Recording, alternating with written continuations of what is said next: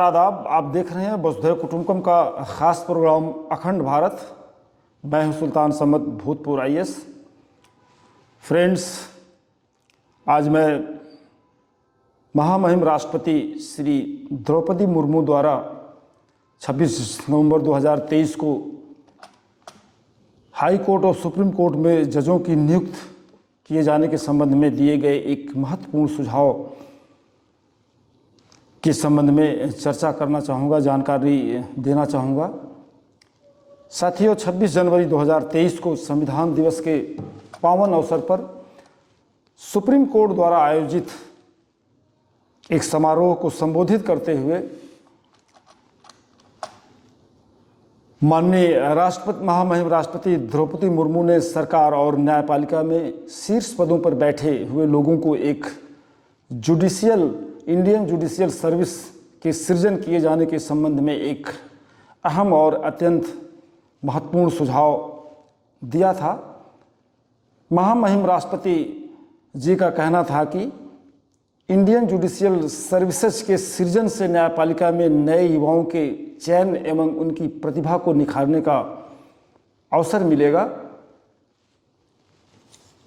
अपनी बात पर बल देते हुए आगे उन्होंने एक बड़ी बात कही कि इस प्रणाली को विकसित करने से जजेस की भर्ती में योग्यता आधारित प्रतिस्पर्धा और पारदर्शिता को बढ़ावा मिलेगा। इसके माध्यम से विभिन्न पिछड़े बैकग्राउंड के लोगों की न्यायाधीश के रूप में माननीय सुप्रीम कोर्ट और हाई कोर्ट में भर्ती की जा सकेगी। यह प्रणाली कम प्रतिनिधित्व वाले सामाजिक समूहों को भी समान अवसर प्रदान करने का कार्य करेगी। समारोह में उपस्थित chief justice of India DY Chandrachud सहित समस्त न्यायाधीशों को संबोधित करते हुए महामहिम राष्ट्रपति ने यह भी कहा कि उपरोक्त उद्देश्यों यानी सुझावों की प्राप्ति के लिए या पूर्ति के लिए इस तरह का कोई प्रभावी मैकेनिज्म विकसित करने की जिम्मेदारी भी मैं आप लोगों पर ही छोड़ती हूँ।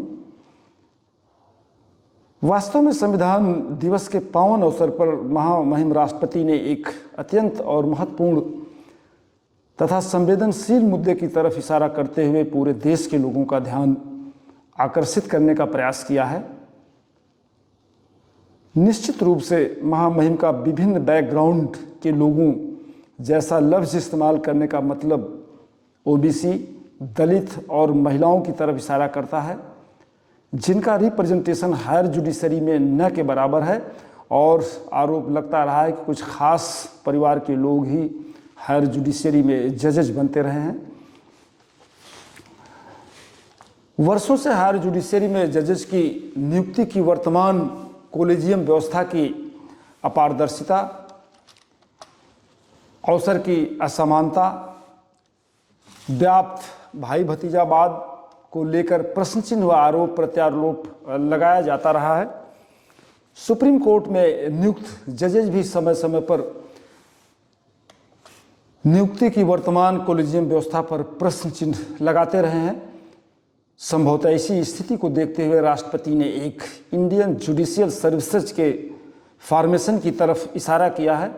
उनका कहना है कि जैसे IAS IPS बनने के लिए एक इंडियन एडमिनिस्ट्रेटिव सर्विस और एक इंडियन पुलिस सर्विसेज है, उसी तरह एक इंडियन जुडिशियल सर्विसेज भी होनी चाहिए।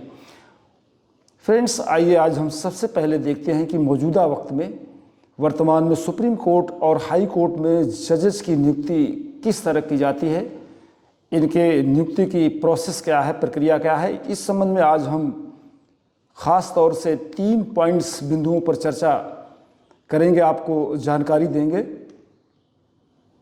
सबसे पहला बिंदु है संविधान में सुप्रीम कोर्ट व हाई कोर्ट में जजेस की नियुक्ति करने के लिए किस तरह का प्राविधान हमारे संविधान निर्माताओं ने किया था। दूसरा कोलेजियम सिस्टम है जिसके द्वारा वर्तमान में हायर जुडिशरी में जजेस नियुक्त किए जाते हैं। कोलेजियम सिस्टम के बारे में हम आपको जानकारी देंगे, यह किस तरह कार्य करता है, इसका गठन कैसे होता है, इसकी उत्पत्ति कैसे हुई। जो थर्ड बिंदु जो आज की चर्चा का है वह है सरकार द्वारा इस संबंध में अब तक क्या कुछ किया गया है, क्या क्या प्रयास किया गया है, उस किए गए प्रयास का रिजल्ट क्या रहा, इस संबंध में हम तफसील से जानकारी देने की कोशिश करेंगे। फ्रेंड्स, आइए सबसे पहले हम देखते हैं कि हमारे संविधान में सुप्रीम कोर्ट और हाई कोर्ट में जजेस की नियुक्ति का क्या प्राविधान किया गया है, क्या जुडिशरी को लेकर किस तरह का प्राविधान किया गया है। आर्टिकल 124 के मुताबिक भारत का एक सर्वोच्च न्यायालय होगा जिसमें एक मुख्य न्यायाधीश तथा 7 अन्य न्यायाधीश होंगे। राष्ट्रपति सुप्रीम कोर्ट और राज्यों के हाई कोर्ट के जजेस के परामर्श के बाद जिनसे वह आवश्यक समझे सुप्रीम कोर्ट के प्रत्येक जजेस की नियुक्ति करेगा, लेकिन राष्ट्रपति सुप्रीम कोर्ट के अन्य जजों की नियुक्ति चीफ जस्टिस ऑफ इंडिया के परामर्श से करेगा। फ्रेंड्स, इस तरह बिल्कुल साफ है कि आर्टिकल 124 से बिल्कुल साफ होता है कि चीफ जस्टिस ऑफ इंडिया की नियुक्ति राष्ट्रपति द्वारा की जाती है, लेकिन शर्त यह है कि राष्ट्रपति नियुक्ति से पहले सुप्रीम कोर्ट और हाई कोर्ट के जजेस से जिन्हें वो आवश्यक समझे परामर्श ले सकता है या परामर्श लेना चाहिए। आर्टिकल 124 में कंसल्टेशन या परामर्श किन किन जजों से किया जाएगा, यह राष्ट्रपति के विवेक पर निर्भर करता है। इस प्रकार संवैधानिक व्यवस्था के अनुसार राष्ट्रपति चीफ जस्टिस ऑफ इंडिया की नियुक्ति करने के लिए पूरी तरह स्वतंत्र है, लेकिन राष्ट्रपति अन्य जजों की नियुक्ति चीफ जस्टिस ऑफ इंडिया के परामर्श के बाद ही करेगा। ऐसा हमारे संविधान में प्रोविजन किया गया है। आज़ादी के बाद से 1993 तक परंपरा रही है कि सुप्रीम कोर्ट में जो जज सबसे ज़्यादा सीनियर होता था उसे राष्ट्रपति चीफ जस्टिस ऑफ इंडिया के रूप में नियुक्त करता था। बीच में यह परंपरा 1-2 बार टूटी भी, शायद इसीलिए कॉलेजियम जैसी व्यवस्था का जन्म हुआ होगा। सुप्रीम कोर्ट के अन्य जजों की नियुक्ति में राष्ट्रपति के लिए भारत के मुख्य न्यायाधीश से परामर्श करना जरूरी है, लेकिन चीफ जस्टिस ऑफ इंडिया के परामर्श को मानना राष्ट्रपति के लिए बाध्यकारी नहीं है। वह एक तरह से पूरी तरह स्वतंत्र है, फ्री है अपने। अब उसके विवेक पर निर्भर करता है कि किसको चीफ जस्टिस ऑफ इंडिया नियुक्त करें। साथियों, इसी तरह हाई कोर्ट में भी कॉलेजियम व्यवस्था द्वारा जजेस की नियुक्ति की जाती है। आर्टिकल 214 के अनुसार प्रत्येक राज्य के लिए एक उच्च न्यायालय होगा। अनुच्छेद 217 के मुताबिक उच्च न्यायालय के मुख्य न्यायाधीश की नियुक्ति राष्ट्रपति द्वारा भारत के मुख्य न्यायाधीश चीफ जस्टिस ऑफ इंडिया तथा राज्यों के राज्यपाल के परामर्श से की जाएगी। हाई कोर्ट के चीफ जस्टिस या मुख्य न्यायाधीश के अलावा अन्य न्यायाधीशों की नियुक्ति राष्ट्रपति द्वारा ही की जाएगी, लेकिन नियुक्ति के पूर्व राष्ट्रपति द्वारा भारत के मुख्य न्यायाधीश, राज्यों के राज्यपाल तथा संबंधित उच्च न्यायालय के मुख्य न्यायाधीश से राष्ट्रपति द्वारा परामर्श करने के बाद ही हाई कोर्ट में जजेस नियुक्त किए जाएंगे। साथियों, यहाँ भी परामर्श शब्द आया है, कंसल्टेशन शब्द आया है। यह कंपलसरी नहीं है। प्रेजेंट में प्रेसिडेंट इस तरह पूरी तरह से हाई कोर्ट और सुप्रीम कोर्ट के जजेस की नियुक्ति में पूर्ण रूप से स्वतंत्र था। जो हमारे संविधान में व्यवस्था की गई थी उसके अनुसार चीफ प्रेसिडेंट पूर्ण रूप से स्वतंत्र है। केवल संविधान में इतना प्रोविजन किया गया है कि हाई कोर्ट और सुप्रीम कोर्ट में जजेस की नियुक्ति करने के पूर्व उसके द्वारा हाई कोर्ट व सुप्रीम कोर्ट में नियुक्त जजेज और संबंधित राज्यपाल से हाई कोर्ट के संबंध में कंसल्टेशन लिया जाएगा, परामर्श लिया जाएगा, लेकिन यह उस परामर्श उसके लिए बाध्यकारी नहीं है। परामर्श लेने के बाद वह अपने विवेक से किसी भी व्यक्ति को किसी भी पात्र व्यक्ति को सुप्रीम कोर्ट या हाई कोर्ट में चीफ जस्टिस और अन्य जजों के रूप में नियुक्ति कर सकता था। यह हमारी संवैधानिक व्यवस्था थी और आज भी यह व्यवस्था मौजूद है। फ्रेंड्स, अब आइए देखते हैं कि जो हमारा नेक्स्ट बिंदु है, जो सबसे इम्पॉर्टेंट है, वह है कॉलेजियम सिस्टम। वर्तमान में इसी व्यवस्था को लेकर विवाद बना हुआ है। सुप्रीम कोर्ट व हाई कोर्ट में जजेस की नियुक्ति में विलंब होने तथा केंद्र सरकार और सुप्रीम कोर्ट में रस्साकसी का कारण भी यही कोलिजियम व्यवस्था है। संभवतः इसी की तरफ महामहिम राष्ट्रपति ने 26 नवंबर 2023 को संविधान दिवस के अवसर पर इशारा किया है। आइए अब देखते हैं कि कोलिजियम सिस्टम क्या है, यह कैसे किस तरह कार्य करता है, इसकी उत्पत्ति कैसे हुई। साथियों, इसके इतिहास पर नज़र डालने से मालूम होता है कि वर्तमान में सुप्रीम कोर्ट और हाई कोर्ट में जजों की नियुक्ति और स्थानांतरण एक कोलिजियम सिस्टम द्वारा किया जाता है। इस सिस्टम में सुप्रीम कोर्ट और हाई कोर्ट में जजों की नियुक्ति जजों द्वारा ही की जाती है। यही इस सिस्टम का सबसे बड़ा ड्रॉबैक बताया जाता है। कोलिजियम सिस्टम का विकास सर्वोच्च न्यायालय द्वारा समय समय पर दिए गए फैसलों से हुआ है।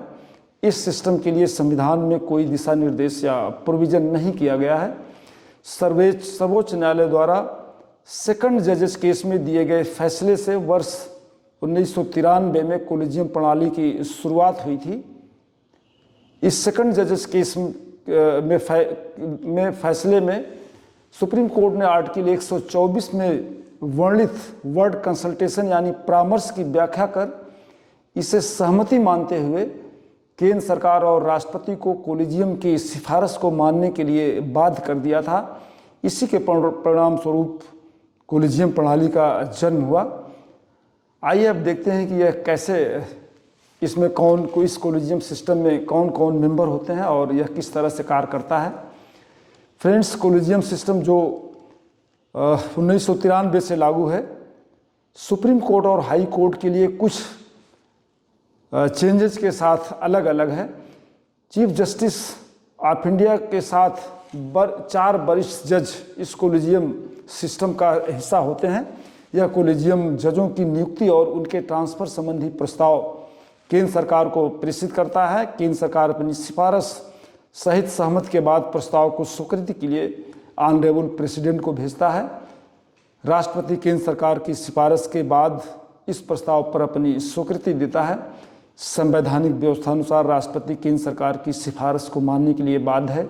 इस तरह इस कोलिजियम सिस्टम में अब केंद्र सरकार व राष्ट्रपति का जजों की नियुक्ति में कोई भी विवेकाधिकार शेष नहीं रह जाता है।